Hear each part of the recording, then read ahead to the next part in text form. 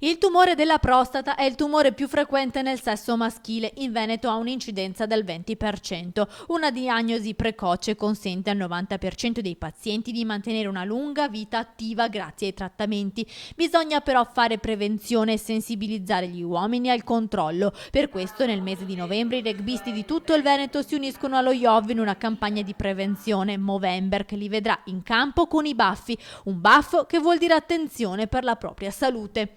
Una visita di massimo 2 ore può farci vivere più tranquillamente per gli anni a venire. Fatevi visitare ragazzi perché è importante. L'obiettivo è quello di diagnosticare in tempo la malattia per garantire cure ottimali e un ripristino appieno della qualità della vita dopo la cura medica. Quello che sappiamo e che consigliamo noi è che a 50 anni un uomo, in accordo col proprio medico di famiglia, può essere opportuno che faccia una visita urologica ed eventualmente fare anche il PSA, il famoso test PSA.